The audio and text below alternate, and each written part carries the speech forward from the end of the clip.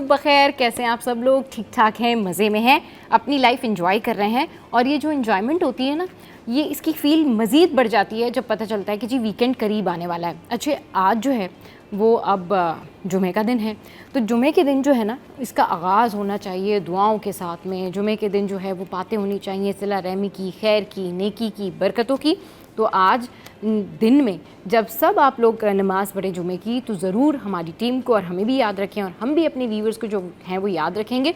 अच्छा, जुमे के दिन जो है आज की ख़ास बात यह है कि नेकी करें और ज़्यादा से ज़्यादा नेकी करें, सिला रहमी करें और लोगों के साथ जो है वो एहसान न जताएं कि आपने लोगों के साथ क्या कुछ किया है। इसके अलावा न सिर्फ ये कि अपने घर से शुरू करें अच्छी बातें और नेकी की बातें, बल्कि अपने रिश्तेदारों से भी करें अच्छी बातें और नेकी की बातें। लोग गैरों पे ज़्यादा फोकस करते हैं, लेकिन उनकी अपनी सराउंडिंग में क्या हो रहा है ये सारी चीज़ें वो भूल जाते हैं। चलिए जनाब, अब कुछ आपको बताते हैं कि शहर कायद का जो मौसम है वो हो गया है ऑसम।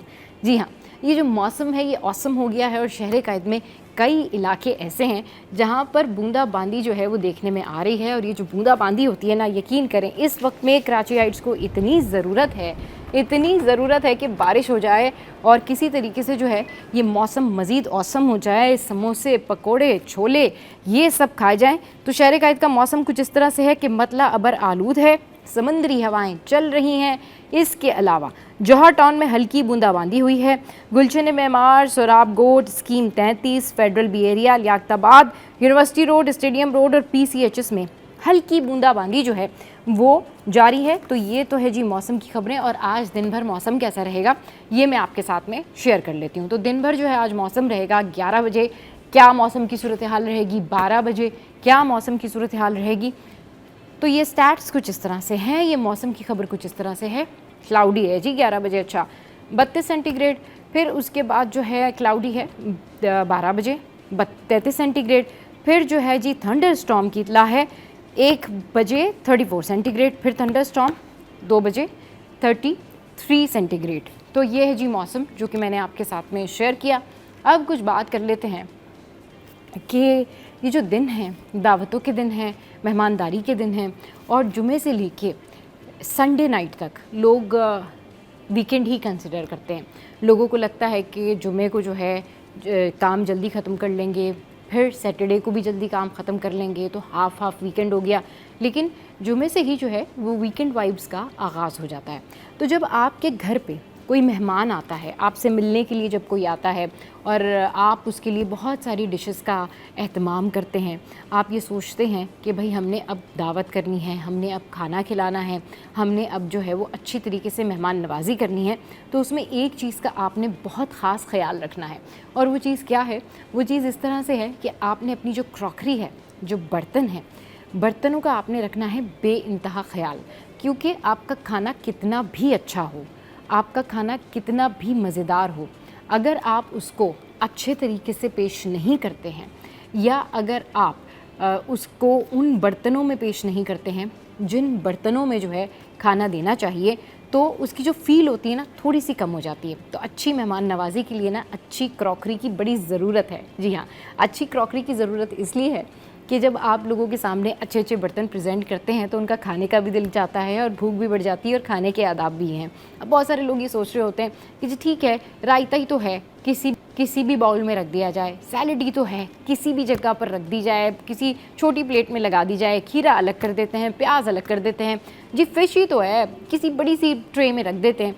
मगर खाना लगाने का एक तरीका और सलीका होता है, खाना पेश करने का एक तरीका और सलीका होता है। और यही आपके फैमिली ट्रेडिशन को भी बताता है कि आप अपनी मेहमानों के लिए, मेहमान नवाजी के लिए कितने ज़्यादा इंथुजियास्टिक हैं, आपके अंदर कितना सलीका है, तरीका है, मेहमान नवाजी करना जानते हैं। क्योंकि जो लोग मेहमानों के लिए क्रॉकरी ख़रीद रहे हैं, जो लोग मेहमानों के लिए एहतमाम कर रहे हैं, तो सोचें कि वो कितने ज़्यादा जो है वो ट्रेडिशनल लोग हैं कि हमारे घर में कोई आएगा तो हमने चाय केटल में देनी है, हमारे घर में कोई आएगा तो हमने जो है वो स्नैक्स यहाँ पर रख के देने हैं, हमने जो है फ़लानी प्लेट में देने हैं। तो ये तमाम तर चीज़ों का ख्याल अगर आप रखेंगे तो इससे आपकी जो टेबल की रौनक है वो भी बढ़ेगी, आपका जो ट्रेडिशन है वो भी इन्हेंस होगा, आपका जो तरीका है वो भी पता लगेगा, आपका सलीका भी पता लगेगा और ये भी पता चल सकेगा कि आपका कितना अच्छा अखलाक है और आपने कितने दिल से किसको बुलाया। क्योंकि जब आप किसी के लिए टेबल सजाते हैं ना, तो ये बड़ा एक अच्छा जेस्चर होता है, ये इस तरह का जेस्चर होता है कि लोग खुश होते हैं कि हमारे लिए इतना एहतमाम किया गया है। वरना ऐसा भी होता है कि आपने कुरमा बिरयानी चाहे आपने 50 डिशेस बना के रखी हुई और आपने बस उनको रख दिया और किसी को इनवाइट कर दिया कि जी आ जाए जी खा ले जी, तो शायद उसकी वो फील नहीं होती।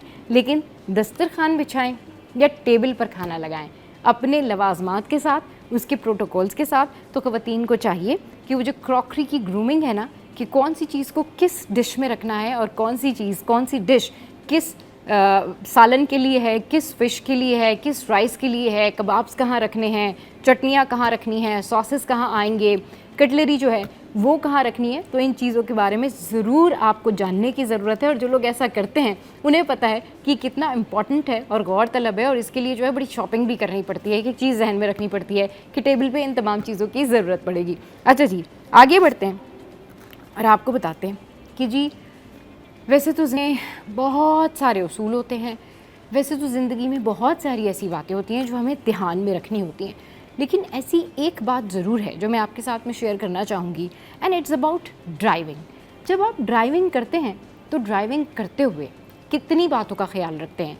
क्या वाकई जब आप अपनी गाड़ी में बैठते हैं तो आप शुरुआत बिस्मिल्लाह से करते हैं, आयतल कुर्सी पढ़ लेते हैं, सीट बेल्ट बांध लेते हैं और उसके बाद ड्राइविंग के प्रोटोकॉल्स का ख्याल रखते हैं? जैसे कि अगर आप मुल्क से बाहर ड्राइविंग कर रहे हैं तो डेफिनेटली आपको इंटरनेशनल स्टैंडर्ड्स फॉलो करने होते हैं, लेकिन अगर आप अपने मुल्क यानी पाकिस्तान में और स्पेशली कराची में ड्राइव कर रहे हैं तो आपको किन बातों का ख्याल रखना होता है? आपके जहन में उस टाइम पर ये होता है कि बस मुझे जल्दी फ़लाँ जगह पहुँचना है और फ़लाँ जगह ट्रैफिक जैम होगा।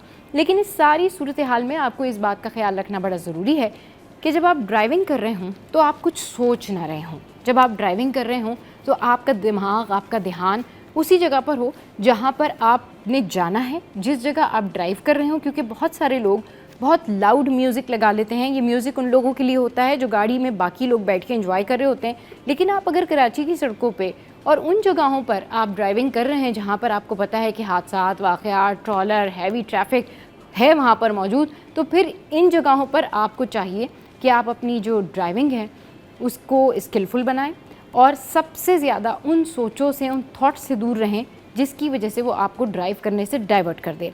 दूसरा ये कि आप जब ड्राइव करते हैं और आप जब ये तमाम तर ड्राइविंग सीख रहे होते हैं तो उनके लिए सबसे ज़्यादा ज़रूरी बात यह है कि वो अगर कराची में ड्राइव कर रहे हैं तो ड्राइव करना ज़रूर सीखें, लेकिन पहले वो कराची के शहर को अच्छी तरह जान लें।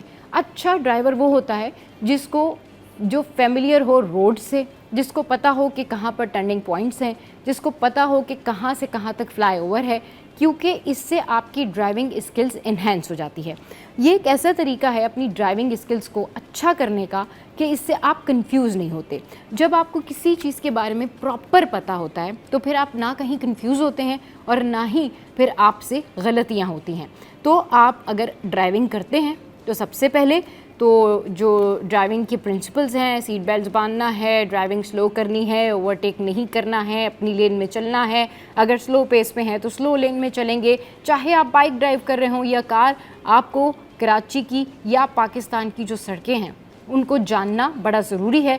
इससे आपको ये पता चल जाएगा कि आपको किस सिमत में जाना है, आपको किस जगह जाना है। तो ड्राइविंग भी करें, लेकिन साथ साथ ये ना करें कि आप जो है वो आपको रास्ता पता नहीं है और आप नए ड्राइवर हैं और आप निकल गए कराची की सड़कों पे, तो इससे होगा आपको नुकसान। और पूरी दुनिया में इंटरनेशनली भी लोग ज़रूर मैप लेकर बैठते हैं जब वो ड्राइविंग करते हैं और ड्राइविंग करना सीख रहे होते हैं और उन्हें पता होता है कि किस जगह पर, किस गली पर या किस जो मेन शाहराहें हैं वहाँ पर क्या कुछ है, कहाँ सिग्नल है, कहाँ नहीं है। तो इसकी अवेयरनेस लेना ज़रा लाजमी है। तो ये ज़रूर अपने जो है वो साथ SOP रखें कि ड्राइविंग करें लेकिन कुछ सोचें नहीं, और जिन जगहों पर जाना है उनके रास्ते आपको पता होने चाहिए। अच्छा जी, आगे बढ़ते हैं और आपको बता दें कि मेयर कराची मुर्तज़ा वहाब साहब जो हैं बड़े मुतारिक हैं। और क्यों मुतारिक हैं? इस दफ़ा मानसून के जो पेश नज़र, जो कि कहा जा रहा है कि अब 25 जून से जुलाई तक होगा, उसके लिए जो है वो बहुत ज़्यादा मुतारिक हैं। और आप देख सकते हैं कि वो इस वक्त जो है वो लोगों से मुलाकात करने में मसरूफ़ हैं, उनका जो गुज़िश्ता रोज़ पूरा दिन था वो इसी तरह मसरूफ़ रहा। आप सिटी 21 की जो ये स्क्रीन है इसके ऊपर देख सकते हैं कि ये गुज़िश्ता रोज़ के मनाजिर हैं और इस वक्त में वो लोगों से मिल रहे हैं, इक़दामात का जायज़ा ले रहे हैं। मुख्तलिफ़ इलाक़ों के जो नाले हैं वहाँ का उन्होंने दौरा किया है। इनमें हिजरत कॉलोनी शामिल है, मच्छर कॉलोनी शामिल है और PIDC के नाले की जो सफाई है उसका जो काम हो रहा है उसका उन्होंने जायज़ा लिया। क्योंकि सबसे ज़्यादा जो प्रॉब्लम आती है मानसून के दिनों में, बारिशों के दिनों में, वो प्रॉब्लम ये होती है कि जी नाले ओवरफ्लो हो जाते हैं और इनकी वजह से बहुत ज़्यादा प्रॉब्लम होती है और लोग हादसात का भी शिकार होते हैं। इनफैक्ट जो बाइकर्स वहाँ से गुज़र रहे होते हैं हैवी रेन में, उनकी बाइक्स जो हैं वो भी अगर नालों के साइड्स के ऊपर कोई उन्होंने बैरियर या कोई दीवार नहीं बनाई हुई है तो कितने ऐसे वाक़यात हुए हैं कि हमने देखा है कि बाइकर्स बाइक समेत, बच्चों समेत, एक फ़ैमिली पिछले साल जो है वो बच्चों समेत नाले में गिर गई थी। तो ये जी इक़दामात का जायज़ा लिया जा रहा है। अच्छा जी, अब कुछ बात कर लेते हैं बिजली की। बिजली की एलानिया लोड शेडिंग जो है वो इतनी बढ़ गई है कि शहरी बहुत ज़्यादा परेशान हो गए हैं और ये परेशानी बढ़ती जा रही है क्योंकि जो लोड शेडिंग का जो दौरानिया है, एलानिया लोड शेडिंग का जो दौरानिया है वो तकरीबन रात 10 बजे से सुबह 6 बजे तक जो है वो पहुंच गया। अच्छा जी, और इसमें जो रात 10 बजे से 6 बजे तक का मैंने जिक्र किया है इसमें गैस की बंदिश भी शामिल है जो कि मामूल बन चुकी है। अच्छा, बिजली की एलानिया लोड शेडिंग का सिलसिला जारी। सिमिलरली गैस के मसाइल भी हैं। कराची के 70% इलाकों में बिजली की बिला तात्तुल फरहमी जारी है। तर्जुमान के इलेक्ट्रिक जो हैं वो ये बात कर रहे हैं। अच्छा जी, मलीर, कोरंगी, कायदाबाद समेत मुख्तलिफ़ इलाकों में बिजली की लोड मैनेजमेंट जो है वो की जा रही है। अच्छा, अब जिक्र करते हैं एक ऐसे चोर का, एक ऐसी चोरी का जो इंटरेस्टिंग भी है और हैरानकुन भी है। मतलब लोग चोरी करने के लिए, लोग किसी का माल खाने के लिए, लोग कुछ गलत करने के लिए कितनी एफ़र्ट करते हैं, कितनी चालाकियाँ करते हैं। लेकिन अगर यही चालाकियाँ और यही एफ़र्ट वो अपने आप को कुछ बनाने में लगा लें, अपने आप को सिखाने में लगा लें, अपने आप को खुद सुधारने में लगा लें, तो इससे उनको भी फ़ायदा होगा और हमेशा फ़ायदा होगा। क्योंकि चोरी का फ़ायदा तो आपको थोड़ी सी देर के लिए ही होता है।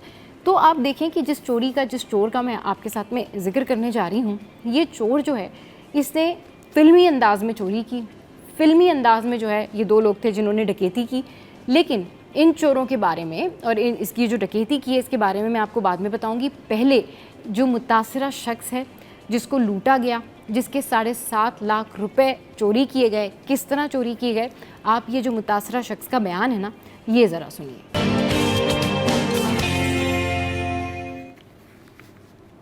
Welcome back. तो जनाब, अब कुछ बात कर लेते हैं कि बजट जो है उसके आने के बाद कई सारी इस तरह की बातें हो रही हैं कि बहुत सारे लोगों को बजट के ऊपर रिजर्वेशन है और अगर ये बजट मंजूर हो जाता है तो क्या सूरत हाल बनेगी। तो मौजूदा बजट में टैक्स तजवीज़ मंजूर हो गई तो इंडस्ट्री बंद हो जाएगी। क्या होने जा रहा है बजट आवाम के लिए, कितनी मुश्किलात लाएगा और क्या कुछ सूरत हाल है, इस पर बात करने के लिए हमारे साथ अमान प्राचा साहब मौजूद हैं जो कि नायब सदर हैं FPCCI से, और उन्हीं के साथ हमारे जो सीनियर कॉरेस्पॉन्डेंट हैं खुर्शीद भाई वो मौजूद हैं। अस्सलाम वालेकुम, वेलकम टू द शो। कैसे हैं आप? सर बताइए क्या है रिजर्वेशंस आप लोगों के?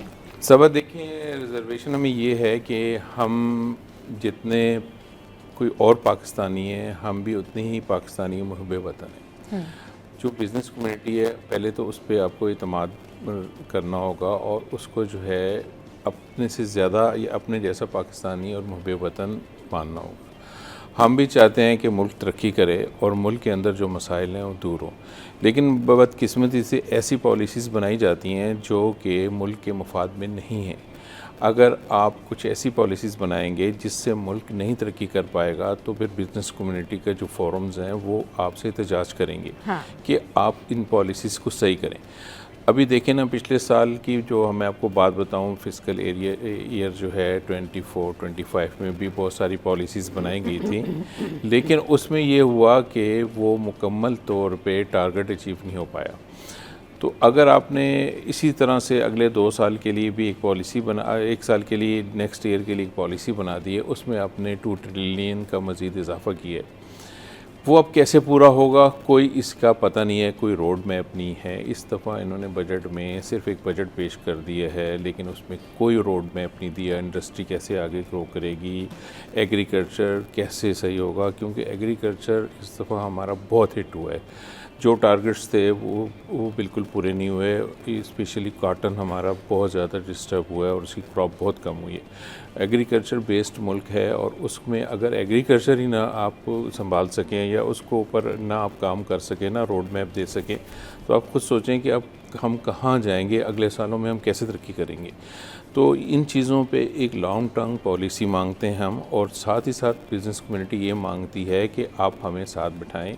हम बहुत दफ़ा ये मुतालबा कर चुके हैं कि जहाँ से आपने टैक्स कलेक्ट करना है उनको तो साथ लें आप ऑन बोर्ड।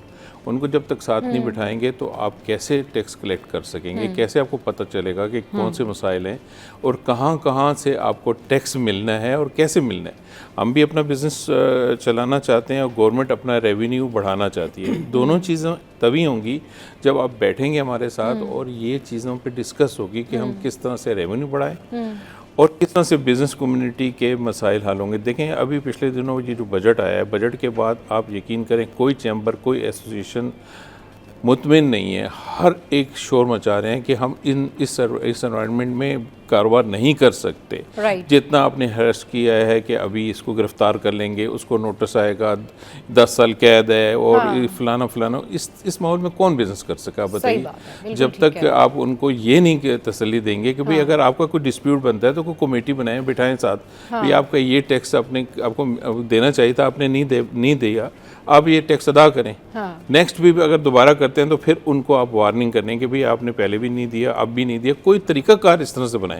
ऐसे नहीं हो सकता कि आप किसी तरह से ऑफिस में घुस जाएं और उसको उठा के ले आएं, भाई तुमने तो चोरी की है और आ जाओ अंदर तुम्हारे। फिर उस पर आप बताएं उसके बिजनेस पे, उसके जो है बाकी चीज़ों पे क्या असरात होंगे, उसकी फैमिली पे, उसको जो बाद में अगर वो बरी भी हो जाता है, उसके ऊपर कोई चार्जेस नहीं होते, तो उसका कौन जिम्मेदार है? कोई जिम्मेदार नहीं होता। उसको बरी कर दिया जाता है। किसी डिपार्टमेंट से नहीं पूछा जाता कि आपने इस पे एफआईआर दी है तो ये साबित नहीं हो सके तो आप कहाँ खड़े हैं, आपके ऊपर क्या चार्ज लगाएं, कुछ नहीं होता इसमें। वो बरी हो जाते हैं और उसका तबाह हो जाता है कैरियर और कारोबार और उसकी सारी चीज़ें डिस्टर्ब हो जाती हैं। तो हमारा मुतालबा ये है कि आप बराह मेहरबानी अपने निज़ाम को सही करें, सिस्टम को सही करें और ताजर बाजारी के साथ मिलके एक लॉन्ग टर्म पॉलिसी बनाएं। उसके अंदर जितने हर्डल्स आते हैं बिज़नेस चलाने के लिए वो तमाम हम आपको बताएंगे किस तरह से वो दूर किए जा सकते हैं। सही। खुर्शीद भाई भी हमारे साथ मौजूद हैं। खुर्शीद भाई, आप क्या कहना चाहेंगे इस सारी सूरत हाल पे? देखिए सबा साहिबा, बहुत शुक्रिया। जो बजट आया है और इससे पहले भी जो बजट आते रहे हैं, खा वो सिंध का बजट हो, पंजाब का बजट हो या वफाकी बजट हो, उसमें जो बेशतर मौक़ों पर ये देखा गया है माजी में भी और हाल ही में भी, जिस तरह से अमान प्राची साहब ने भी कहा, और इस तरह दीगर जो कम्युनिटीज़ हैं, हमारी बिज़नेस कम्युनिटी है और बिज़नेस कम्युनिटी में मुख्तलिफ जो चैप्टर्स हैं, मुख्तलिफ सेक्टर्स हैं, इस तरह मुख्तलिफ चैम्बर्स हैं, उनको हमेशा से ही तहफ़्फ़ुज़ात रहे हैं वफाकी हुकूमत से और ये तहफ़्फ़ुज़ात दूर नहीं किए गए। माजी में भी इसी तरह इसहाक़ डार जब वज़ीर ख़ज़ाना बने थे और इससे पहले मिफ्ताह इस्माइल बने थे और इससे पहले फिर अब जो औरंगज़ेब हैं, तो जो कराची का ताजिर है जिसकी बुनियाद पर पूरे पाकिस्तान की मईशत का इन्हिसार है, तो यहाँ के ताजिर को हमेशा से ही निगलेक्ट किया जाता है और कभी ऐसा हो जाता है कि बालाई सतह पर जो ताजिर बिरादरी है उसको बुला लिया जाता है, तो निचली सतह के लोग परेशान होते हैं, जो छोटे स्टेक होल्डर्स हैं वो परेशान होते हैं। लेकिन मजमूई तौर पर कलेक्टिवली कराची सबका है और कराची की मईशत में तमाम सरमायाकारों का हाथ है, चाहे वो छोटे ताजिर हों, बड़े ताजिर हों। कलेक्टिवली चैम्बर्स बने हुए हैं, मुख्तलिफ काटी है, फवाटी है, इस तरह से फेडरेशन हाउस है।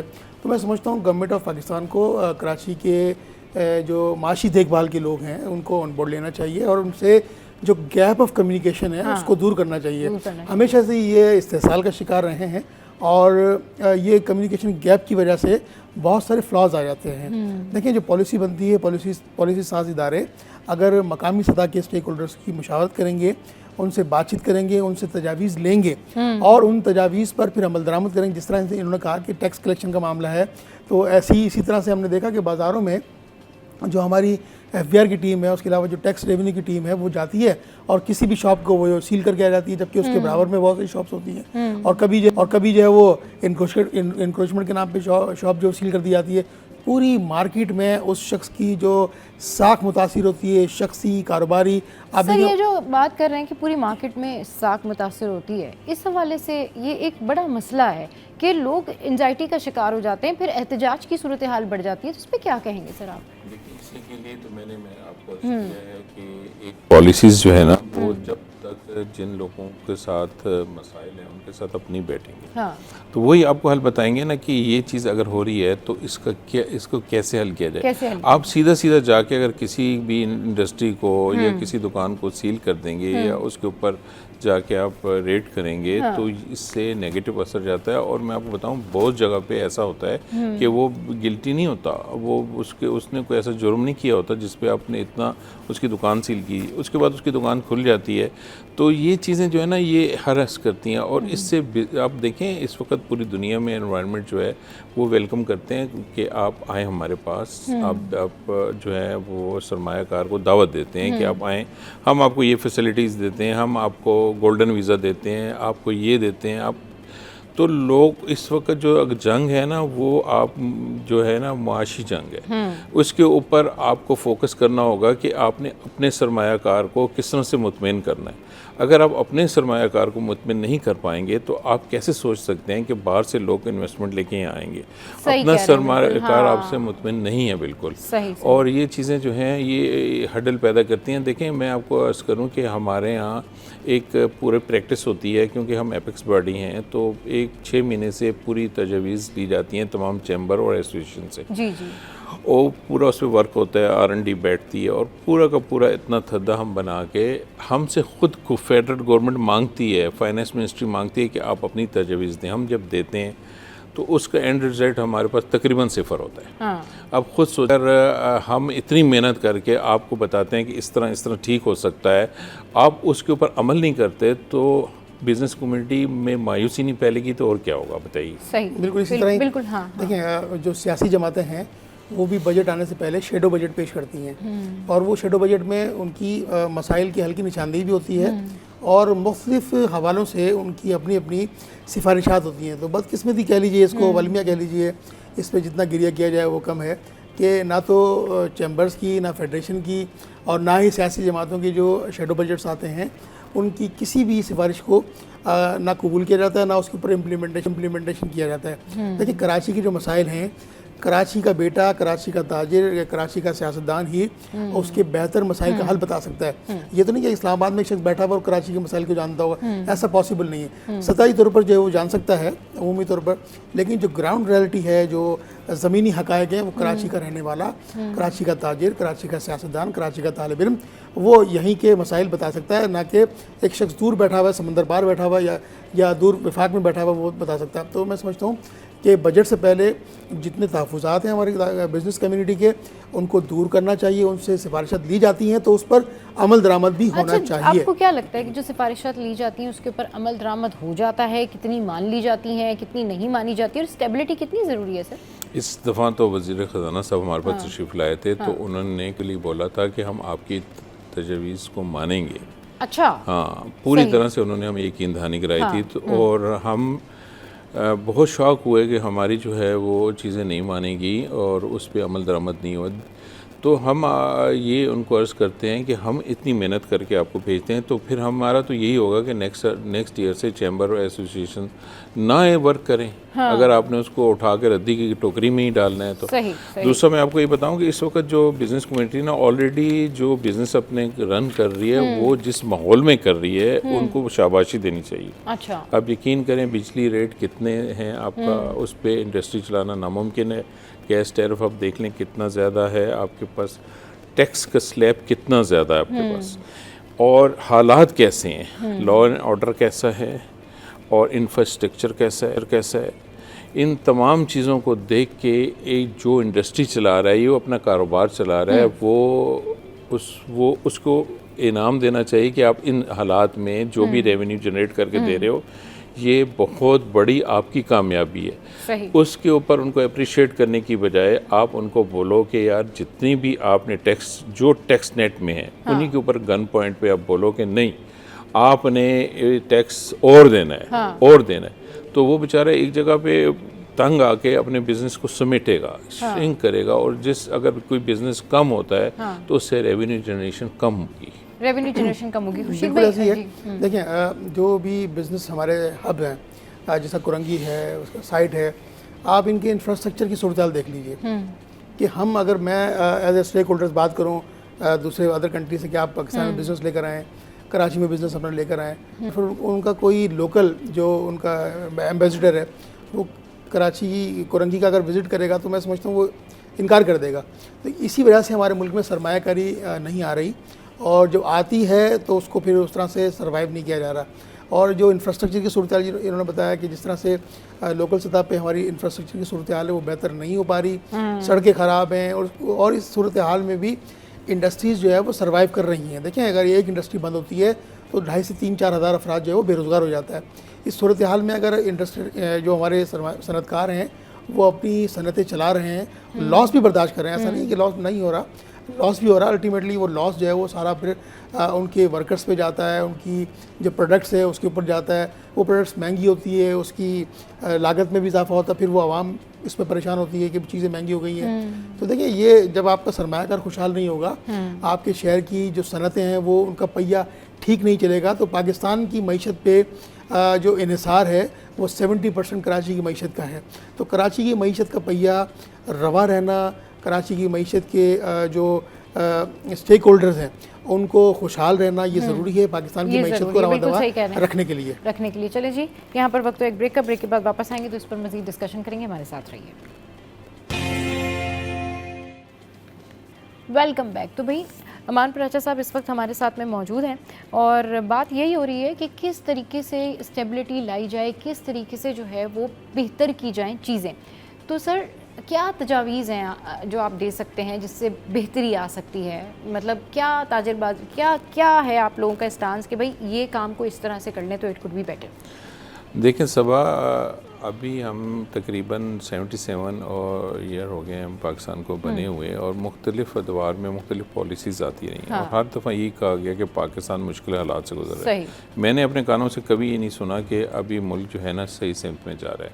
हमेशा ये हुआ कि जनाब आपके मुश्किलात हैं और 10 चीज़ें हमने सुनी हैं, उसके लिए क्या पॉलिसीज़ बनानी चाहिए। सबसे पहले तो हम अपने बहुत बड़े कर्जे में डूबे हुए हैं। इंटरनल कर्जा आपका इस वक्त एक भूत की तरह ऊपर सवार है, बहुत ज़्यादा है, तकरीबन 51 ट्रिलियन के करीब है, जो कि अब सुनते हैं तो हमें हर बच्चा जो पैदा होने वाला है वो तकरीबन 3 लाख का मकरूज़ है। तो आप इन चीज़ों को कैसे सही करेंगे, इसके ऊपर क्या आपके पास रोड मैप है?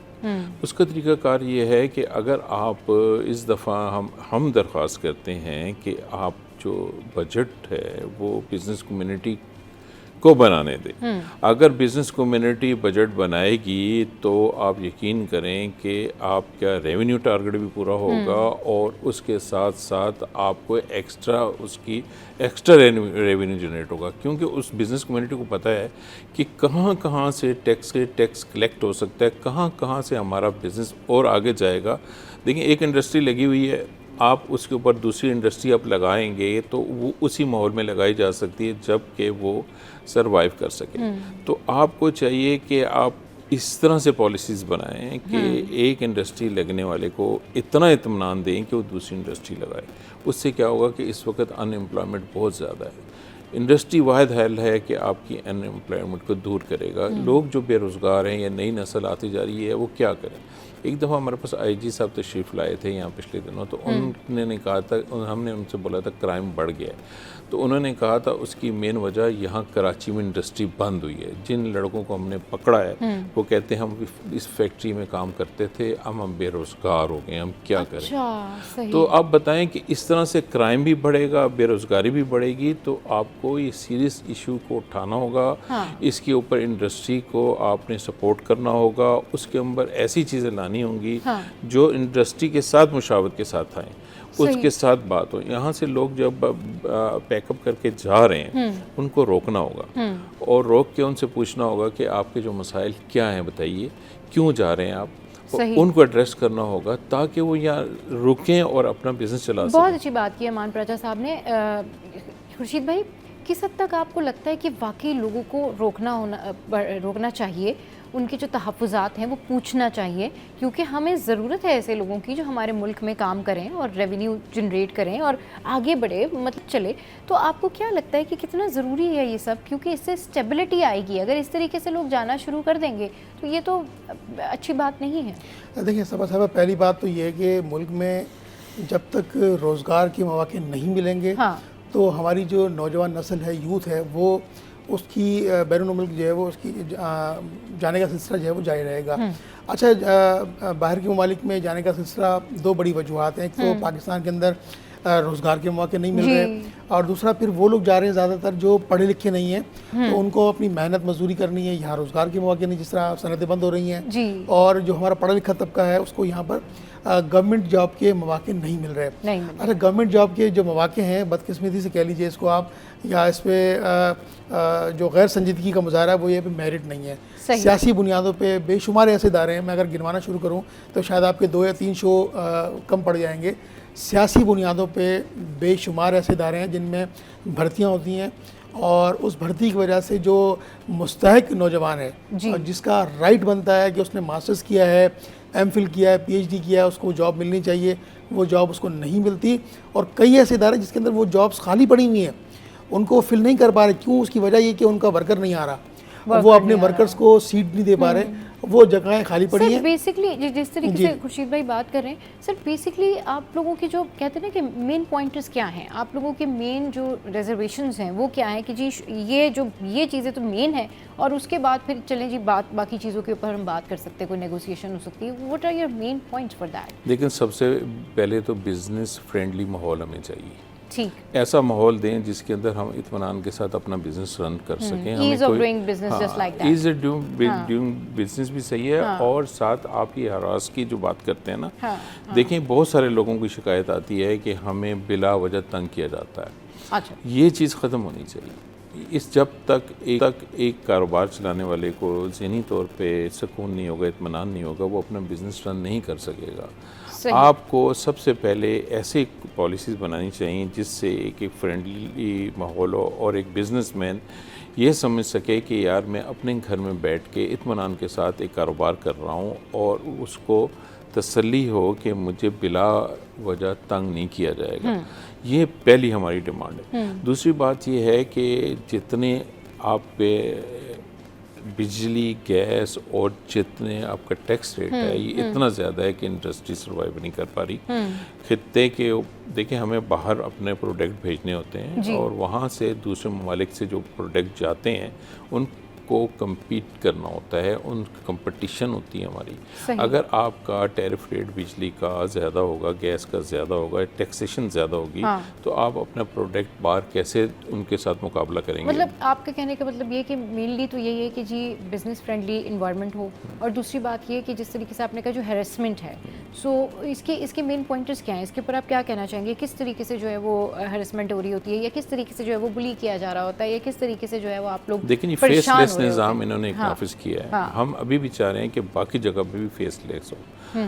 आपका जो ऑफिसर्स हैं या जो अमला है, उसके इंटरेक्शंस कम से कम हो। जितना कम से कम होगा उतना इत्मीनान होगा, और करप्शन का एलिमेंट भी ख़त्म होगा। सही, डिजिटलाइजेशन करें, उसके ऊपर आप टैक्स कलेक्ट करें, आप उनके साथ बैठ के, बहुत आसान तरकीब है। आप उनके साथ जब बैठते हैं, किसी के साथ भी, उसकी जब मसाइल सुनते हैं, तो वो अगर उसके मसाइल को दूर कर देते हैं तो उसका कारोबार तेज़ी से ग्रो करता है। जब उसका कारोबार तेज़ी से ग्रो करेगा तो उसको वो अपनी बिजनेस में आप प्रॉफिट भी करेगा, और आपका रेवेन्यू भी बढ़ेगा। ये तो सिंपल फार्मूला है। लेकिन आप उसको अगर रोकेंगे किसी तरीके से, तो उसका बिजनेस कम होगा, और उससे ये होगा कि आपका रेवेन्यू भी कम होगा। ये एक बहुत ही सिंपल बात है। जो बाहर ममालिक हैं, वहाँ वो जो लोग काम करते हैं वो बहुत सुकून होते हैं। आप किसी से पूछ लें, यार तुम्हें कोई मसला है, वो कहते हैं नहीं यार इत्मीनान है मुझे, बेशक टैक्स ज़्यादा कम भी दे देते हैं, लेकिन उनको ज़हनी सुकून होता है कि हम जो बिज़नेस रन मतलब आप ये कह रहे हैं कि हमारे यहाँ जो ताजिर बरादरी है वो जो है उनके ऊपर एक अनड्यू स्ट्रेस है, वो अंडर प्रेशर हैं, उनको बुली किया जाता है या हेरस किया जाता है काइंड ऑफ, और ईज़ ऑफ डूइंग बिजनेस नहीं है। तो इस सारी सूरत हाल पर बात करेंगे, लेकिन एक ब्रेक के बाद हमारे साथ रहिए। Welcome back. तो हम बात कर रहे हैं जो ताजिर बरादरी है उनके हवाले से, और ताजिर बरादरी की जो रिजर्वेशंस हैं, ब्रेक पे जाने से पहले भी मैंने आपको कहा कि ये लोग ये कहते हैं कि हमें फ्रेंडली इन्वायरमेंट चाहिए, ईज़ ऑफ डूइंग बिजनेस होना चाहिए, कोई बुली ना करे, हेरेसमेंट ना हो, और एक ऐसा इन्वायरमेंट हो कि जिसके अंदर ताजिर बरादरी जो है वो सुकून से काम कर सके। सर, ये सारी चीज़ें तो हमने अभी डिस्कस की, मगर जब आप उनसे ये सारे रिजर्वेशंस उनके सामने रखते हैं, बताते हैं ऑन द टेबल, उनको गाइड करते, बताते कि जी ये हमारी तजावीज़ हैं, ये हमारे मेन पॉइंटर्स हैं, एटलीस्ट हमें ये तो दे दें, तो क्या जवाब मिलता है? फिर क्या वो आपको क्या जवाब में क्या कहते हैं कि जी ठीक है कर देंगे, हो जाएगा, या क्या आंसर्स होते हैं? सबा आपको मैं बताऊं कि जितनी चीज़ें हम बताते हैं वो हमारी हर चीज़ मानते हैं, हैं लेकिन सर, अमल नहीं फिर क्या होता। टेंशन है आप नहीं, लोगों को मानते हैं तो? उसमें अमल नहीं होता। अच्छा, हमें कहा जाता है कि ये चीज़ हो जाएगी, इस तरह से आप जो कह रहे हैं बिल्कुल सही कह रहे हैं। सही। ये हम आपकी बात बिल्कुल हम मानते हैं और करते हैं, लेकिन जब एंड होता है, जब बजट पेश होता है, उसके ऊपर पता चलता है कि यार हमें इग्नोर कर दिया गया। तो ये एक इतना इशू है। मैंने आपसे पहले अर्ज़ किया ना कि हम प्रपोजल्स बनाते हैं, 6 महीने से तैयारी करते हैं। हाँ। वो खुद हमसे मांगते हैं, हम भी नहीं देते कि अच्छा। आप दें अपनी चैम्बर एसोसिएशन और हमारे से फेडरेशन से। सही। लेकिन एंड में जब हम देखते हैं रिजल्ट तो हमें सिफर नज़र आता है। हम कहते हैं यार ये क्या मजाक है, अगर आपने हम सारी चीज़ें नहीं माननी तो हमसे मेहनत ही ना करवाएं इतनी। और हमारे जो है लोगों को मायूसी ना करें। देखो मायूसी फैलती, अगर आप से कुछ चीज़ डिमांड करता है कि हम कर देंगे और जब एंड पे नहीं होती तो फिर एक मायूसी आती है पूरे बिजनेस कम्युनिटी में कि यार ये हमारे साथ क्या होने जा रहा है। किसी मुल्क में ऐसा नहीं होगा। अगर आप उनसे मांगेंगे कहीं पे आपको रिजर्वेशन होगी, अब उनसे बैठेंगे यार ये आपकी डिमांड हम पूरी नहीं कर सकते, इसको आप किसी तरह से और तरह से पेश करें, तो उससे ये होगा कि वो हल हो जाएगा मसला। लेकिन ये देखते हैं नहीं होता, ऐसे कर देते हैं और वो जो है चीज़ है वो फिर उन्होंने लागू कर देनी है कि ठीक है। अभी आप लोगों का इन लोगों के साथ में एक काइंड ऑफ डेडलॉक बरकरार है। डेडलॉक इस सच है कि मिलने को तैयार होते हैं, बात सुनने को तैयार होते हैं, लेकिन हमारे जो मुतालबात हैं वो पूरे नहीं होते। तो इसको अब क्या नाम देंगे? हाँ, इसको अ काइंड ऑफ डेडलॉक कह सकते हैं ना, इस तरह से ही समझ लें। और हमारी अभी हमारी आपके चैनल से इनसे दरख्वास्त है कि पाकिस्तान को आगे ले जाना अभी भी कोई मसला नहीं है। सही। पाकिस्तान के मसाइल सही करना कोई मसला नहीं है, पाकिस्तान के कर्जे उतारना कोई मसला नहीं है, लेकिन उसके लिए एक पॉलिसी हमारे साथ बैठ के बनाएं। हम आपको बताएंगे कि पाकिस्तान आगे कैसे जाएगा, कर्जे कैसे उतरेंगे और क्या होना चाहिए। आप एक मशीनरी कुछ चंद सौ लोगों को इस भंवर से पाकिस्तान को नहीं निकाल सकते जब तक आप पूरे बिजनेस कम्युनिटी को, हर स्टेक होल्डर को साथ नहीं बिठाएंगे, उस वक्त तक पाकिस्तान इस मुश्किल से नहीं निकल आएगा। बहुत बड़ा एक चैलेंज है हमारे पास मुआशी। हम डेट की सिर्फ सूद की अदायगी में 8,200 अरब रुपए देते हैं। यकीन करें कि ये सुन के रोंगटे खड़े हो जाते हैं। हम कर्जा नहीं उतारते। अच्छा। हम उनकी सूद की मद में 8.2 ट्रिलियन अदा करते हैं।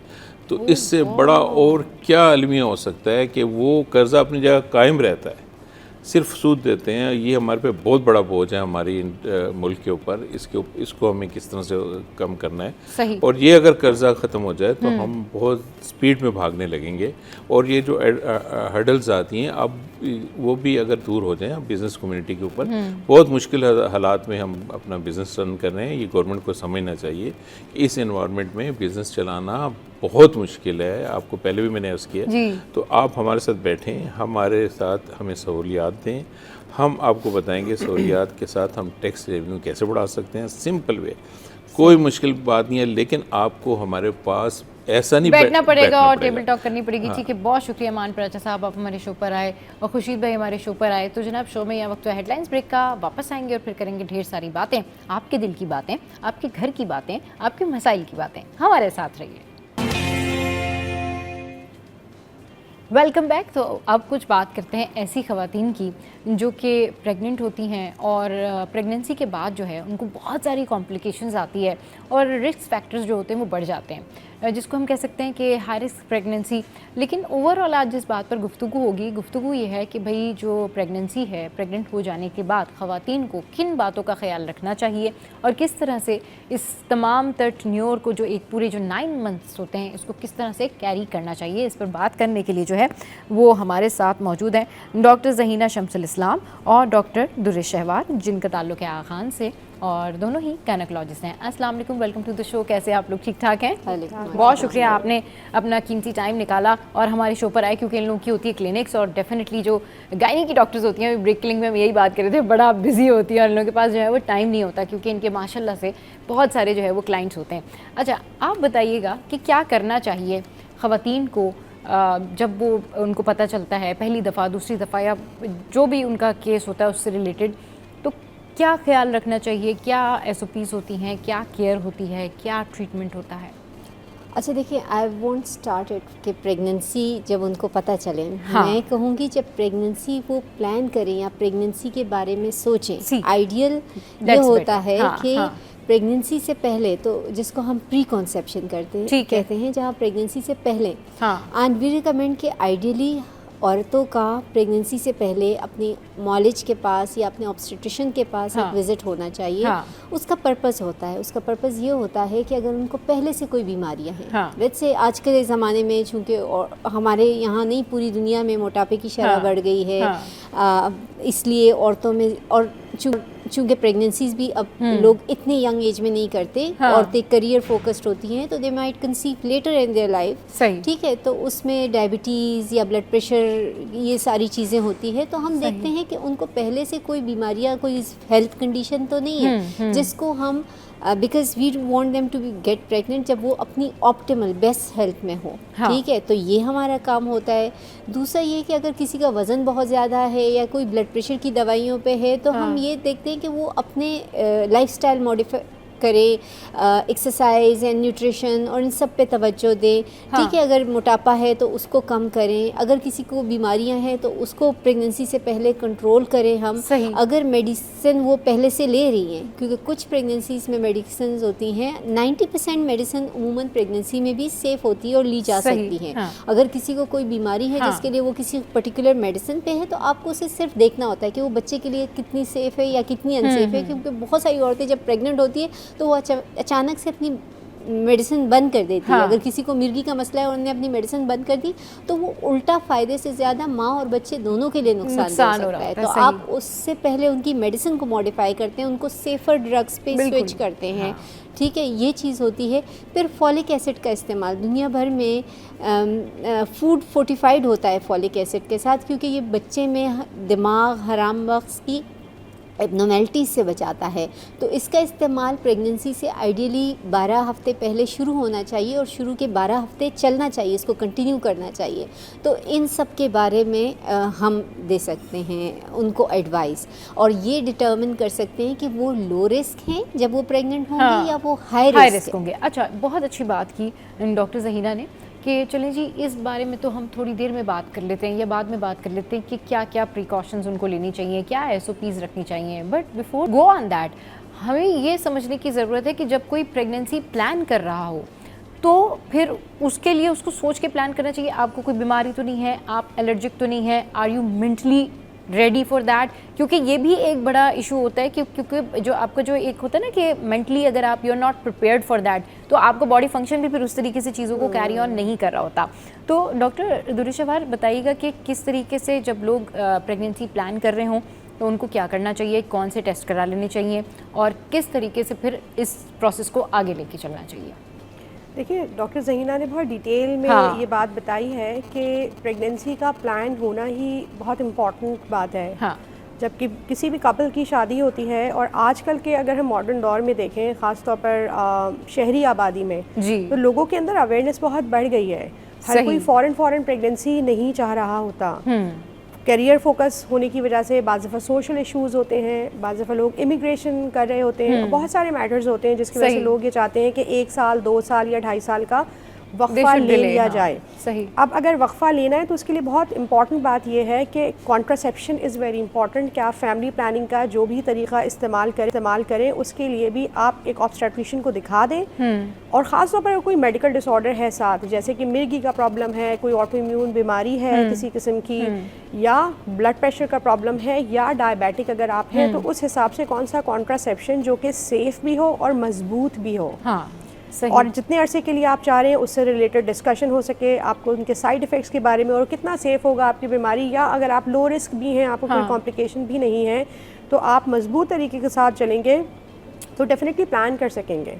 और जब भी ये this would be an ideal condition कि अगर प्रेगनेंसी एक कपल करना चाह रहा है तो at least 3 to 6 months before obstetrician के साथ एक विज़िट ज़रूर करें, जिसमें एटलीस्ट दोनों कपल्स को पता होना चाहिए, स्पेसिफिकली फीमेल के उसका ब्लड ग्रुप क्या है, रुबेला एक इन्फेक्शन जिसके बेबी पे इम्प्लिकेशन बहुत खास होती हैं, रुबेला की टेस्टिंग होना चाहिए। थायराइड का प्रॉब्लम हमारे यहाँ बहुत कॉमन हो गया है और अमूमन ये चीज़ फिर प्रेगनेंसी में अनमास्क होती है, तो एक बेसलाइन TSH होने की ज़रूरत है। और थैलेसीमिया की टेस्टिंग भी बहुत इम्पॉर्टेंट है, क्योंकि इस बिकॉज अगर फीमेल पार्टनर को थैलेसीमिया है तो दिस इज़ मैंडेटरी कि मेल पार्टनर की थैलेसीमिया स्क्रीनिंग ज़रूर होनी चाहिए, बिकॉज अगर दोनों करियर होंगे तो उस पर बेबी की इम्प्लिकेशन बहुत आती है। उस लिहाज से फिर कपल की पूरी पहले से काउंसलिंग होती है कि शुरू के 3 महीने में हम किस तरह से लेके चलेंगे और तीसरे महीने के एंड में और चौथा महीना शुरू हो रहा होगा तो उसमें कौन सी ऐसी टेस्टिंग है जिससे हम ये पता कर लें कि ये बेबी कैरियर है, हेल्दी है या ये मेजर है। बिल्कुल तो सही उस हिसाब से देखें क्वालिटी ऑफ लाइफ बहुत मैटर करती है कि अगर एक ऐसा बेबी बॉर्न होता है और पेरेंट्स फिर उस बेबी को life long transfusion dependent baby के तौर पर लेते हैं तो this is one of the hazardous condition. Definitely ये बहुत ज़बरदस्त इन्होंने कहा है कि जब आप अपनी प्रेगनेंसी प्लान कर रहे हों या आप इस तरीके से कोई चीज़ प्लान भी कर रहे हैं तो डेफिनेटली आपको TSH करा लेना चाहिए, रुबेला का टेस्ट करा लेना चाहिए, थैलेसीमिया का टेस्ट करा लेना चाहिए। ये वो टेस्ट है जिससे आप आने वाली अपनी जो ज़िंदगी है उसको बना कि बाद में वो जब बच्चा होता है फिर उसके बाद जो है वो ट्रांसफ्यूजन हो रही है, फिर वो थैलेसीमिया का पेशेंट है, फिर वो करियर है, फिर वो आप लेके जा रहे हैं उसको, आप खुद भी अजियत में, बच्चा भी अजियत में, और फिर वो मेंटल ट्रॉमा भी आपका हो रहा है, फिर नेक्स्ट के लिए भी आपको जो है ना वो मज़ीद ट्रॉमा से गुजरना पड़ रहा होता है। और फिर पेरेंट्स बहुत सारी मतलब एक आपके ऊपर जो एक मेंटल प्रेशर होता है ना, इससे बचने का बेहतरीन हल ये है कि सबसे पहले आप अपने टेस्ट करा लें। अच्छा डॉक्टर ज़हीना, ये बताएं कि अब हम इस प्रोसेस से निकल गए कि हमने जो है वो अपने सारे अर्ली टेस्ट करा लिया है, नाउ एवरीथिंग इज़ फाइन। सो ऐसी मदर्स जो हैं फिर वो बाद में जब प्रेग्नेंट होती हैं तो फिर वो किस तरीके से कैरी करें, किस तरीके से अपनी केयर करें, क्योंकि हमारे यहाँ बड़ी सारी मिथ्स हैं कि जी अगर ख़ातून प्रेग्नेंट है तो वो ये भी नहीं कर सकती हैं, ये नहीं कर सकती हैं, ये नहीं कर सकती हैं, जी वो तो पता नहीं बिल्कुल ही। अच्छा एक ये होता है कि जिसको भी आप जिस ख़ानदान में आप जिसको भी सुनते हैं या मिलते हैं तो वो यही एक बात सामने आती है, जी डॉक्टर ने कहा है कि वो बेड रेस्ट करें। सो प्लीज़ ज़रा ये बताएं कि ये आप लोग सबको कह देते हैं कि जी आप बेड रेस्ट करें, क्या अलाउ है और क्या अलाउ नहीं है, क्योंकि हम तो अपने ख़ानदानों में यही सुनते हुए आए कि जहाँ भी इस तरह की कोई बात हो रही होती है तो जी डॉक्टर ने कहा है बेड रेस्ट करें। सो ज़रा ये बताएं बेड रेस्ट के बारे में। थैंक यू सबा, आपने ये वो सवाल पूछा है जो मेरे दिल के बहुत करीब है। उसकी वजह है बिकॉज लॉट ऑफ टाइम जब हम क्लिनिक में अपने मरीज़ों को देखते हैं, हमारे पास औरतें आती है प्रेग्नेंट और वो हमें बताती हैं कि वो बेड रेस्ट पे है, तो हमें उनके सारे जो ये मिथ्स होते हैं ना उसको एक एक करके वो ख़त्म करना पड़ता है। So this is I think an ideal forum जिस पे हम बात करें। देखिए पहली बात तो ये है कि ये जो बेड रेस्ट का कॉन्सेप्ट है it's more cultural I believe rather than medical. सही, क्योंकि देखिए प्रेगनेंसी में तो वैसे ही खून के जमने की सलाहियत बढ़ जाती है, क्योंकि कुदरती तौर पे जब औरतें पैदाइश के अमल से गुजरती है तो चूँकि डिलीवरी के बाद कुछ ना कुछ ब्लीडिंग होती है, तो उस ब्लीडिंग को ख़त्म करने के लिए जिस्म में ऐसे केमिकल सब्सटेंसेस का रिलीज़ होता है जो खून को थिक करता है। सही, तो ख़ास तौर पे प्रेगनेंसी के दौरान में शुरू से ये अमल खून थोड़ा सा गाढ़ा होता है। अगर औरतें बेड रेस्ट पे रहेंगी तो टांगों में खून के क्लॉट्स बनने का, लोथड़े बनने का रिस्क होता है, और अगर वो लंग्स की तरफ जाता है तो वो जानलेवा हो सकता है, पहली बात। So bed rest does not in fact you know कोई प्रेगनेंसी आउटकम को इम्प्रूव नहीं करता, it can adversely affect the outcomes, number 1। दूसरा ये ज़रूर है कि कुछ कंडीशंस होती है जिसमें हम रिस्ट्रिक्टेड कहते हैं, रिस्ट्रिक्टेड फिजिकल एक्टिविटी हो सकती है कि थोड़ी सी कम हो, ओवर एक्सर्शन ना हो, लेकिन बेड रेस्ट बिल्कुल नहीं। ठीक है। नंबर 2 बात ये है कि देखें दुनिया जो अगर आप मेजर बीमारियों की बात करें जो हम प्रेगनेंसी में सबसे कॉमनली देखते हैं, एक तो डायबिटीज़ जो है तकरीबन हर 5 में से प्रेगनेंसी के दौरान में एक औरत को डायबिटीज़ हम देख रहे हैं हाँ, आजकल। सही। ब्लड प्रेशर के या तो प्रेगनेंसी से पहले या प्रेगनेंसी के दौरान में ब्लड प्रेशर के बढ़ने के चांसेस 10% औरतों में अच्छा, होते हैं। सही। तो इन दोनों का जो एसोसिएशन है हाँ। वो जो मैंने बताया कि मोटापे के साथ उसका एसोसिएशन है। मोटापे के साथ उसका पूरी ताल्लुक है, दुनिया में मोटापा एक पेंडेमिक की तरह फैला हुआ है। सही है। हम फिज़िकल एक्टिविटी से उसको कम कर सकते हैं and this is not only before pregnancy बल्कि इवन ड्यूरिंग प्रेगनेंसी हफ्ते में कम से कम 5 दिन के लिए 30 मिनट्स की brisk walk is actually helpful and it has been proven, ये साबित हो चुका है कि ये डायबिटीज़ के होने के रिस्क को कम करता है और ब्लड प्रेशर के बढ़ने के रिस्क को कम करता है। तो पहले तो फिज़िकल एक्टिविटी है। दूसरी जो आप टेस्ट की बात कर रहे थे, एक थैलेसीमिया की आपने बात की, दूसरा खून की कमी। ग्लोबली 38% औरतें खून की कमी का शिकार होती है और पाकिस्तान में अनफॉर्चुनेटली 80% औरतें, बल्कि 80% से भी ज़्यादा औरतें खून की कमी का शिकार होती हैं। अच्छा, और उसमें सबसे कॉमन वजह क्या है? न्यूट्रिशनल, ग़िज़ा में फौलाद की कमी की वजह से खून की कमी। तो ड्यूरिंग प्रेगनेंसी एक जो हमने फॉलिक एसिड की बात की और दूसरे सप्लीमेंट जो हम सब पाकिस्तानी औरतों को ऑफ़र करते हैं वो है आयरन की टैबलेट्स। ठीक है। तीसरा ये कि कुछ इन्वेस्टिगेशन जैसे आपने बात की शुरू में, एंड डायबिटीज़, थायराइड चूँकि बहुत कॉमन है, हम उसको अर्ली प्रेगनेंसी में भी स्क्रीन करते हैं, लेटर ऑन प्रेगनेंसी में उसे वापस देखा जाता है। बच्चे की वेलबींग को कंफर्म करने के लिए अल्ट्रासाउंड शुरू के 12 से 14 हफ्ते के बीच में, क्योंकि वो क्रोमोसोमल एब्नॉर्मैलिटीज़ के जीनियाती नकाइस के लिए देखता है बच्चे को। फिर एक मैंडेटरी है कि 20 हफ्ते पे एक डिटेल एनॉमली स्कैन कराया जाए ताकि बच्चे के सारे स्ट्रक्चर देख लें कि सही से बने हुए हों। सही से बने हुए हैं, नहीं बने हुए। चलिए जी, इस अहम टॉपिक पे होगी बात, लेकिन एक ब्रेक के बाद आपने कहीं नहीं जाना, हमारे साथ। Welcome back. तो आज इंतहाई अहम टॉपिक है जिसके ऊपर हम डिस्कशन कर रहे हैं और बात हम यही कर रहे हैं कि जो ये हाई रिस्क प्रेगनेंसी होती है ये क्या होती है और किस तरीके से जो है वो आप अपनी केयर कर सकते हैं और कौन कौन सी ऐसे ट्रीटमेंट्स हैं जो आप कर सकते हैं, होम रेमेडीज़ है जो आप कर सकते हैं, आपकी जो एक्टिविटी है वो क्या कुछ हो सकती है। लोग ये समझते हैं कि प्रेगनेंसी के बाद ना पता नहीं वो शायद कोई रिस्ट्रिक्ट हो गए हैं या उनको अगर कुछ करना है तो वो अपनी मर्ज़ी से कुछ अच्छा ही करना है, कोई फिज़िकल एक्टिविटी वो नहीं करेंगे, वो शायद बाहर नहीं जाएंगे, वो आटा भी नहीं गूंदेंगे, वो किचन में खाना भी नहीं पकाएंगे और उसकी रीजंस भी कई हज़ार होती है कि नहीं हमें तो ये प्रॉब्लम हो रही है, ये प्रॉब्लम हो रही है।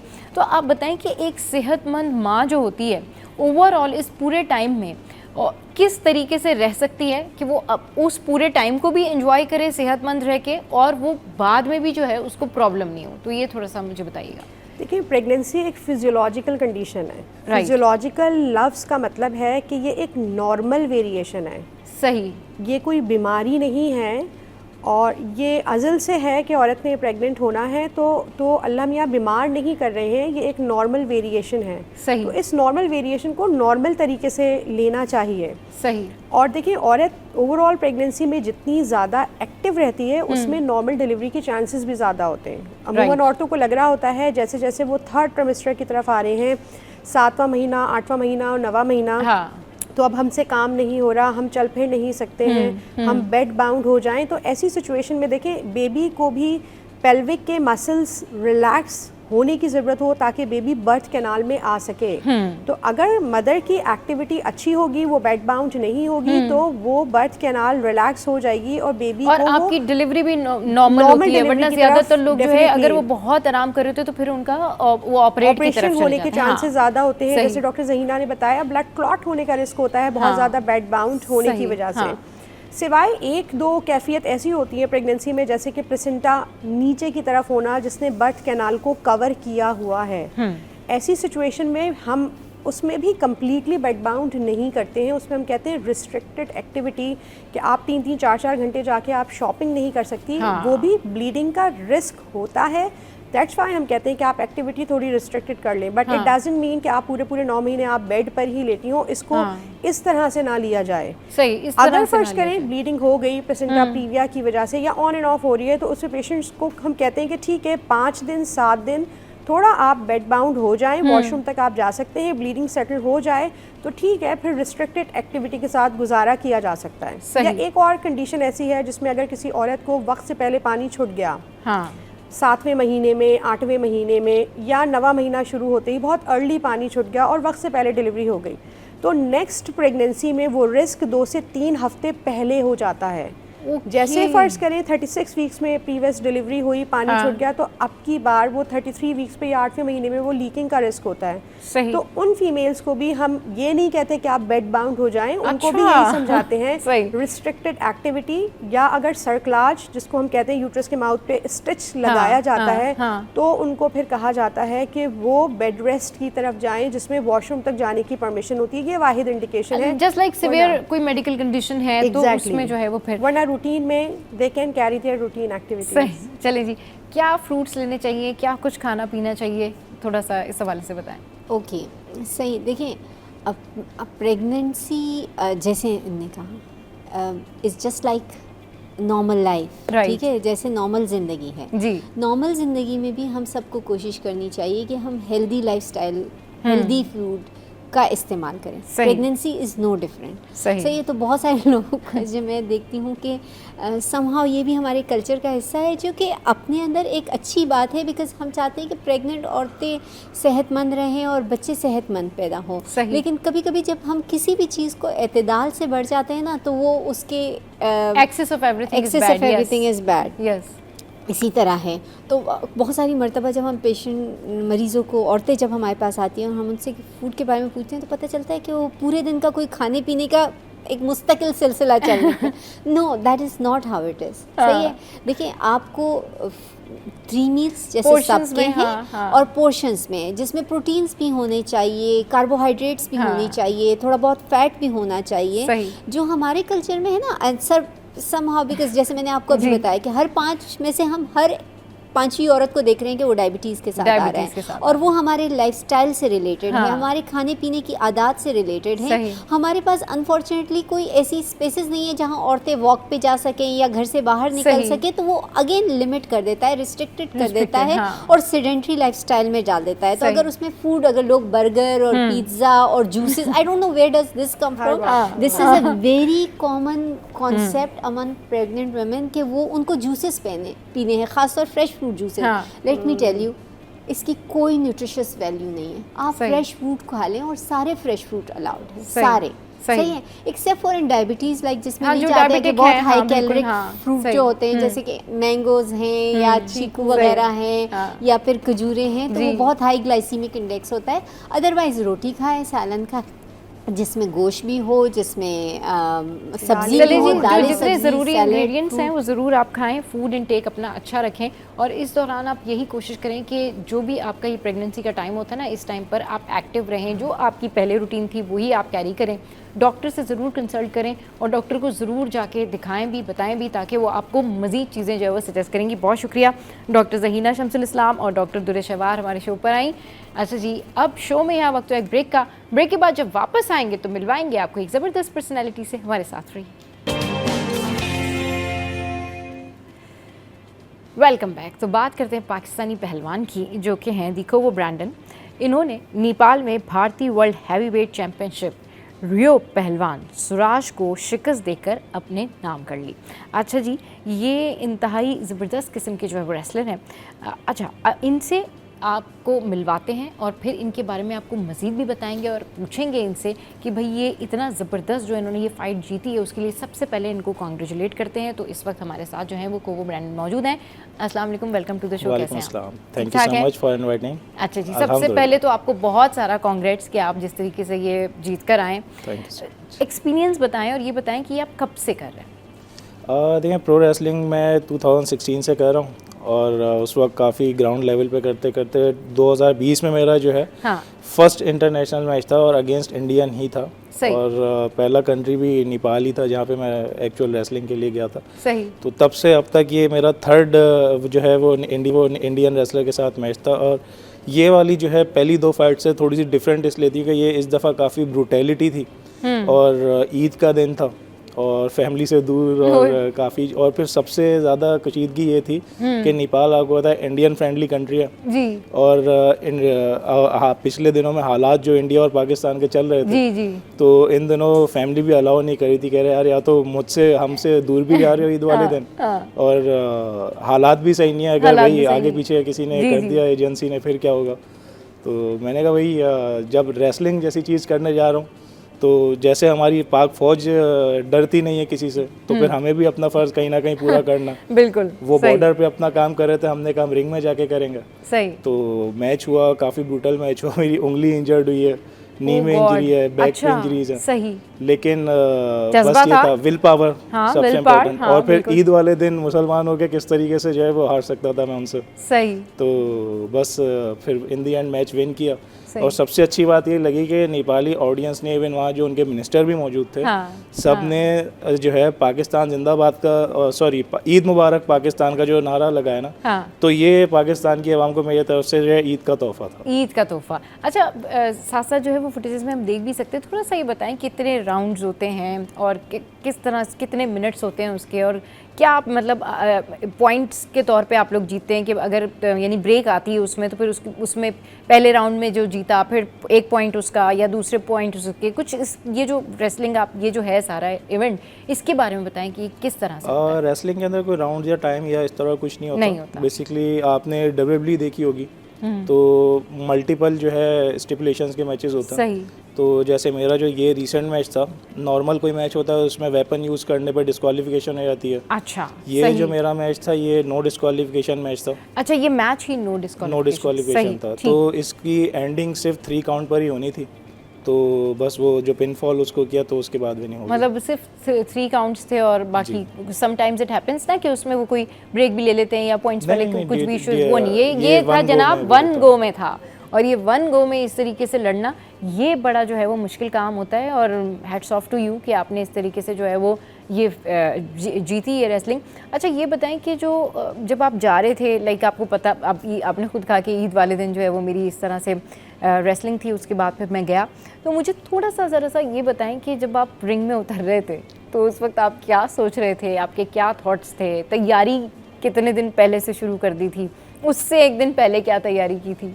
तैयारी तो देखें 1 दिन पहले तो मैं क्या बताऊं, जाने से फ्लाइट से 2 घंटे पहले हमारी अभी जो 21 को जो रेसल मैच की हमारी रेसलिंग होने जा रही है, तो उसकी प्रेस कॉन्फ्रेंस थी। ठीक। तो उस प्रेस कॉन्फ्रेंस में जो है मीडिया ने मुझसे खैर इवेंट से ज़्यादा तो इंडिया वाले मैच के बारे में पूछा जी। तो ओपोनेंट जो मेरा है रेसल मैक्स में अहमद बॉय का, उसने कॉन्फ्रेंस में मुझ पर अटैक कर दिया था और टेबल मेरे ऊपर तोड़ दी थी। ओह गॉड। तो अच्छा। अब ये तो है कि मैं डैमेज हो सकता था, इंजर्ड हो सकता था जी। लेकिन खैर मैं उससे पहले भी जिस मैच की तैयारी कर रहा था वो मेरा थाईलैंड में होने जा रहा था। हाँ। तो मैं थाई रेसलर के लिए ऑलरेडी प्रिपेयर्ड था। तो जब ये इंडियन चैलेंज आया तो मैंने उस मैच को कैंसिल करके जो है फिर ये इंडियन वाला मैच को एक्सेप्ट किया, क्योंकि इंडिया की तरफ से जो जिस तरह की बातें की गई थी कि आप पाकिस्तानी टेररिस्ट होते हैं और भगोड़े होते हैं, तुम भाग जाओगे और ये वो, तो इस चीज़ का जो है ना मैंने जवाब देना था। क्योंकि देखें एक जो रेसलर होता है वो जब दूसरे मुल्क जाते हैं, रेसलर क्या कोई भी परफॉर्मर होता है, जब दूसरे कंट्री आता है तो अपने मुल्क का एम्बेसडर होता है, वो अपने मुल्क को रिप्रेजेंट कर रहा होता है। और ये इंडियंस की वजह से जो है ना पाकिस्तान का जो है इमेज दुनिया में जो है काफ़ी अजीबोगरीब वो बना हुआ होता है। मतलब बिल्कुल, उन्होंने कोशिश तो बहुत की कि पाकिस्तान को आइसोलेट करें, पाकिस्तान के बारे में जो है वो नेगेटिव इमेज पोर्ट्रे करें, लेकिन समहाउ ऐसा होता है कि ऐसा हो नहीं पाता, क्योंकि आप जैसे कई ऐसे सारे लोग होते हैं जो जाके जो एक सही बात है वो भी बताते हैं, और फिर पाकिस्तानी अवाम जो है वो जिस तरीके से सोशल मीडिया पर अपना जो है वो स्टांस देती है, दैट्स कमेंडेबल। अच्छा, ये बताएं कि इतना ज़बरदस्त आपको ये कामयाबी मिली है, ये आप कब से कर रहे हैं, और थोड़ा सा अपने करियर के बारे में बताएं कि आप यही करना चाहते थे, घर वालों ने नहीं कहा ये बड़ा ख़तरनाक काम है? अभी आपने बताया इस फाइट में आपकी उंगली भी जो है वो डैमेज हो गई थी, थोड़ा सा आप अपनी जर्नी के बारे में बताएं। बिल्कुल, ये रेसलर मैंने ये स्टार्ट तो करियर 2016 से किया था। और लिटरली मुझे इसके अलावा लाइफ में करना क्या है ये पता ही नहीं था, क्योंकि मैं जब 3 साल का था तब से मुझे शौक था कि मुझे रेसलर बनना है। अब नॉर्मली 3 साल के बच्चे का क्या हीरो होता था, सुपरमैन, बैटमैन, स्पाइडरमैन। मेरा हीरो पूछते तो मेरा हीरो था शॉन माइकल्स, क्योंकि मैंने पहली दफ़ा ही उसको देखा सही, था। अच्छा।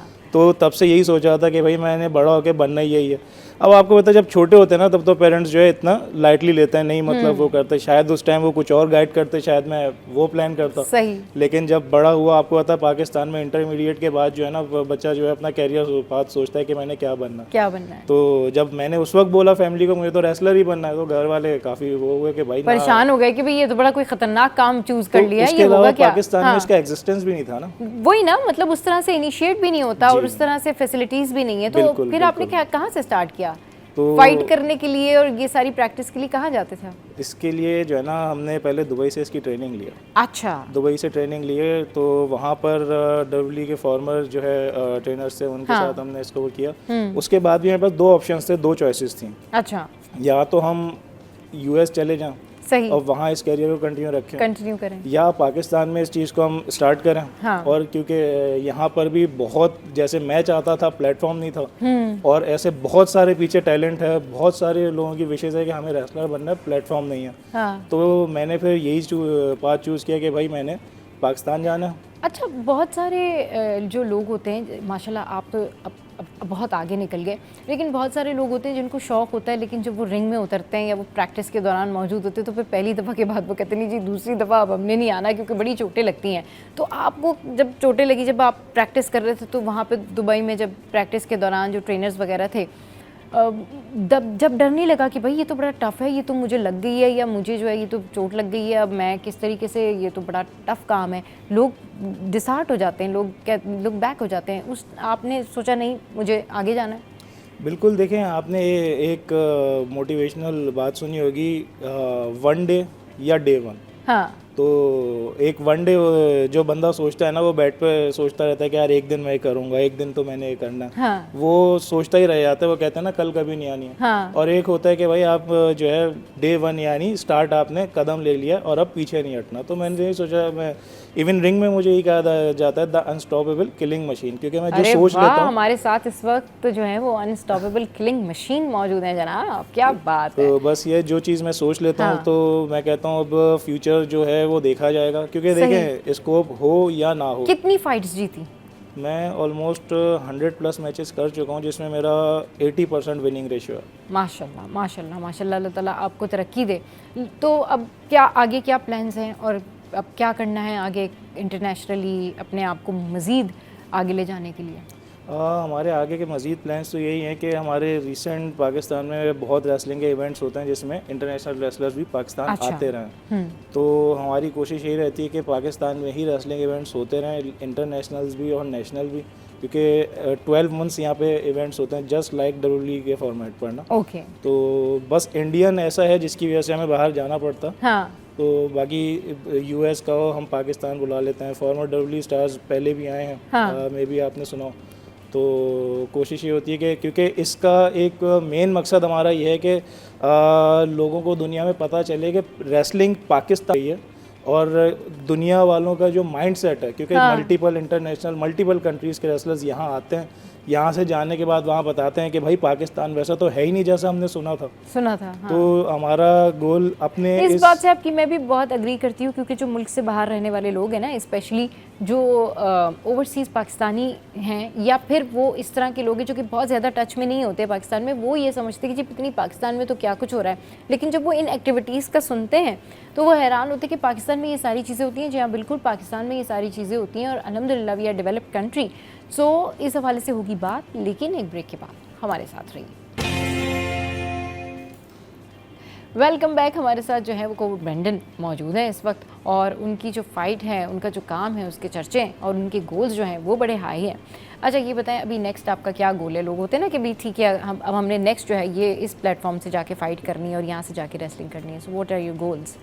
एक्चुअली मेरा जो गोल है इस वक्त वो ये है, क्योंकि जैसे मैंने अभी रिसेंट अपनी फ़ाइट्स की आपसे डिस्कस किया कि ब्रूटल मैच था मेरा, तो मुझे अपना जो नाम है वो टोटल जो हार्डकोर मैचेस होते हैं, ब्रूटैलिटी वाले मैचेस होते हैं, मुझे इस कैटेगरी में अपने नाम को जो है ना और मज़ीद आगे बढ़ाना है। और इवन मेरा जो मेन अल्टीमेट इस टाइम जो गोल है, इंडस्ट्री तो पाकिस्तान में डेवलप करनी है, लेकिन जो मेरा एक ड्रीम ओपोनेंट है जॉन मॉक्सली, उसके साथ मुझे मेरा एक अल्टीमेट मेरा गोल है कि भाई इसके साथ मुझे एक दिन, क्योंकि वो किंग ऑफ हार्डकोर रेसलिंग है, अच्छा, तो बहुत ज़्यादा ब्रूटल काइंड ऑफ रेसलर है वो, और उसके साथ मेरा मैच करना, क्योंकि मैं भी जो है उसी की तरह बिल्कुल जो है साइकोपैथ हूँ, तो मैं चाहूँगा Pakistani psychopath versus American psychopath John Moxley, सही, उसके साथ मेरा मैच हो, और उस मैच के लिए मैं अपने आप को बहुत ज़्यादा प्रिपेयर करना चाह रहा हूँ। अच्छा अच्छा, चलिए जी, I wish you all the best कि आप जाएं और पाकिस्तान का नाम रोशन करें। ये बताएं, जो आपकी फील्ड में आने वाले लोग हैं, आप उनको क्या बताना चाहेंगे, क्या मैसेज देना चाहेंगे, कैसे स्टार्ट करें? सबसे पहले तो इसमें मामला आता है ना कि हेल्थ मेंटेन करें भाई, मतलब इसमें इतनी इंजरीज होती हैं, इतनी चोटें लगती हैं, इतने बफ होते हैं इसके अंदर, जाहिर सी बात है आप इंसान ही है ना, ह्यूमन बीइंग है, तो किस तरह स्टार्ट करें वो? देखिए, सबसे पहले तो ये है कि उनको मैं यही बोलूँगा कि अब जो है, क्योंकि कोई स्टार्ट लेना चाहता है वो सोचता है कि शायद प्लेटफॉर्म नहीं है, कैसे करूँ, तो क्योंकि मैंने भी यही सोच के पहले बॉक्सिंग ज्वाइन कर ली थी कि उस वक्त प्लेटफॉर्म नहीं था, लेकिन प्लेटफॉर्म बनाना पड़ा, तो उनके लिए तो अब बहुत अच्छी चीज़ ये है कि अब पाकिस्तान में प्लेटफॉर्म है, रेसलिंग एकेडमी है, तो REW की ही एकेडमी है इधर, जो मल्टीपल इस वक्त इंटरनेशनल कंट्रीज़ में काम कर रही है, तो REW के ही जो है पेज पे जाकर जो है या वेबसाइट पे जाकर जो है एडमिशन फॉर्म वहाँ पे सबमिट करें और इस प्लेटफॉर्म को ज्वाइन करें। अच्छा। और डरना बिल्कुल नहीं है, क्योंकि अगर आपका गोल है रेसलर बनने का तो बिल्कुल इसको ज्वाइन करें, क्योंकि अब आपके पास प्लेटफॉर्म भी है और डेवलप्ड ट्रेनर्स भी हैं, डेवलप्ड रेसलर्स भी हैं, तो अब बिल्कुल जो है। अच्छा, स्टार्टिंग में एक्सरसाइज वगैरह करवाते हैं वो, या फिजिकल एक्टिविटी करवाते हैं? एग्जैक्टली, सही। Physical activity. तो और खाने पीने के लिए जो फूड इनटेक है, डाइट प्लान भी करते हैं या क्या कुछ होता है, थोड़ा सा बताएं। देखिए, डाइट प्लान में मैं तो कभी किसी को रोकता नहीं हूँ कि कुछ अच्छा। ना खाओ, लेकिन मैं ये ज़रूर एडवाइस करता हूँ कि लाइफ में जो खाने आपकी पीने डाइट का प्लान बैलेंस क्या है, ज़रूर आप रखें। क्या खाते हैं ये बताएं सबसे मैं पहले, सब ताकि कुछ खाता हूँ। बाकी लोगों को पता चल जाएगा कि ऐसे कंटिन्यू करना चाहिए। नहीं, मैं सब कुछ खाता हूँ, बस लाइफ में बैलेंस रखता हूँ, बैलेंस रखते बैलेंस हैं, रखता हूँ। सही। भाई छोटी सी जिंदगी है, मैं क्यों खाना पीना छोड़ दूँ, हाँ। फिर बुढ़ापा आ जाएगा तो वैसे ही जो है चीज़ें खाने से मना हो जाएंगी, सही। लेकिन हर चीज़ बैलेंस में अच्छी लगती है। ऐसा नहीं है कि मुझे अगर कोल्ड ड्रिंक पीनी है, वैसे तो कोल्ड ड्रिंक पीना बहुत बुरी बात है, क्योंकि वो उसमें इतना ज़्यादा हाई शुगर होता है, लेकिन हफ्ते में एक दफ़ा पी लो, कोई मसला नहीं, कोई मसला नहीं। उसको हर चीज़ को बैलेंस में रख के चलो। हाँ, सही, हर चीज़ को जो है वो बैलेंस में रखकर चलना चाहिए, और ये बड़ा ज़रूरी होता है कि आपने अपनी लाइफ को मेंटेन करना है, आपका प्रोफेशन कोई भी हो, लेकिन अगर आपने बैलेंस रखा हुआ हो, मुतवाज़न आप ग़िज़ाई खाते हैं, मुतवाज़न आपकी जो है वो एक्टिविटीज़ हैं, तो उससे आपको बड़ा फ़र्क पड़ता है। अच्छा, ये बताएं कि कितना ज़्यादा स्ट्रेस होता है जब फ़ाइट होती है, तो उससे एक दिन पहले क्या सोच रहे होते हैं, क्या स्ट्रेस होता है, और जो अपोनेंट है उसकी कमज़ोरियों के ऊपर नज़र डाल रहे होते हैं कि वो इस तरह से फ़ाइट करते हैं, और मुझे अगर उन्होंने मुझे ये वाला जो है वो पंच दिया या बफ दिया तो मैं उसका रिप्लाई जो है इस तरीके से करूँगा, इस तरह से होता है? आप लोगों में भी सोच विचार होती है, कोई थिंकिंग प्रोसेस होता है? बिल्कुल, स्ट्रेस तो होता है, लेकिन जैसा मैंने आपको बताया, मैं नॉर्मली डेथ मैचेस या हार्डकोर मैचेस को प्रेफर करता हूँ। ओके। तो उसके अंदर तो इस चीज़ के लिए रेडी होते हैं कि भाई सर भी फटने वाला है, खून भी निकलने वाला है। हाँ। तो नहीं, सबसे काउंटर स्ट्रेटजीज पूछी ना मैंने कि क्या हो? मैं अपने वेपन पे जो कि स्लेज हैमर है, हाँ। उस पे भरोसा रखता हूँ, और मेरा जो है फिनिशर ब्लैकआउट, मैं उस पे ज़्यादा भरोसा रखता हूँ। उसके ऊपर आप ज़्यादा भरोसा रखते हैं। चलिए जी, ये तो ये होता है, क्योंकि बहुत सारे ऐसे होते हैं ना लोग कि वो जब किसी भी आम मैच में जा रहे हो, रेसलिंग में जा रहे हो, फाइट में जा रहे हो, या कोई भी जो वो गेम खेलते हैं या कोई भी स्पोर्ट्स जो है वो कैरी करते हैं उसमें जा रहे हो, तो उससे एक दिन पहले वो ये सोच लेते कि जी हमने जाते ही जो है ये स्ट्रेटजी बनानी है। तो अब बात वही हो जाती है कि जो बंदा खुद रेडी है इस बात के लिए कि भी सर भी फटना है और चोटें भी लगनी है, तो फिर उस बंदे को किस बात का डर होगा? फिर वो बस वाकई अब जीत के लिए ही आया। जब कोई फाइट हारी हो तो कभी फिर क्या उसके ऊपर एनालिसिस होते हैं आपके? बड़ा दुख होता है, या देखते कि नहीं मैं अपनी गलती से हार गया, या मैंने यहाँ पे कोई ये कमी मैंने छोड़ दी थी? अपनी गलती माननी चाहिए। हाँ, माननी चाहिए, सही, नहीं डेफिनेटली माननी चाहिए, लेकिन बहुत सारे लोग होते हैं ना जो कहते नहीं ये कुछ लम्हात ऐसे थे कि जहाँ पर वाकई मुझसे ये चीज़ गलत हो गई, तो वो एक्शन गलत हो गया, तो उसके वजह से मैं जो है ये फ़ाइट हार गया, या ये सारा कुछ हो गया, तो होता है, फिर रेग्रेट होता है फिर नेक्स्ट फाइट के लिए। जी, अव्वल तो ये है कि अब तक हारने का मुजाहरा हुआ ही नहीं है, हाँ, तो सही। इसलिए ऐसी सोच की ज़रूरत पड़ी नहीं। हाँ, जो इक्का दुक्का जो मैचेस हारा हाँ। हूँ, तो उसमें भी जो है इस तरह सोचा तो था कि मतलब मुझे तो ये ख्याल आता है कि यार तुक्के से जीत गया वो। That's great, that's great. यही मैं सुनना चाह रही थी कि यही पॉजिटिव इंटेंशन होनी चाहिए कि अगर आपने कोई चीज़ मिस कर दी है तो उसमें आपको अगर पता है कि नो आई वॉज राइट, और अगर कोई आपसे आगे निकल गया है तो उसमें आप डेफिनेटली यही सोचते कि it's all about luck, it's all about एक होता ना कि आपके नसीब में नहीं था, तो वो चीज़ आपको एक्सेप्ट करनी चाहिए। ये उन लोगों के साथ होता है जो ट्रूली 100% अपने काम के साथ जो है वो सिंसियर होते हैं, अपनी चीज़ों के ऊपर फोकस करते हैं। वो अगर कहीं पर चूक भी जाते हैं तो उनको पता होता है कि नहीं, अब ये मामला जो है वो किस्मत का आ गया, या ये मामला जो है दूसरे हैं। चलिए जी, बहुत शुक्रिया आपको ब्रेंडन, आप हमारे शो पर आए और आज हमने आपको मिलवाया एक ऐसे शख्स से जो इतना इंथुजियास्टिक हैं और एक पर्सनैलिटी हैं, पाकिस्तान का नाम रोशन करना चाहते हैं, USA जाना चाहते हैं। हमारी ढेर सारी दुआएं इनके साथ हैं। तो आज का शो हुआ है जनाब एंड अप। आज का शो आपको कैसा लगा इसके ऊपर ज़रूर आपने जो है वो कमेंट करना है, बताना है हमें, और इसका फीडबैक आपने सोशल साइट पर देना है। हंसते रहिए, मुस्कुराते रहिए और देखना मत भूलिए। Keep watching serial 10।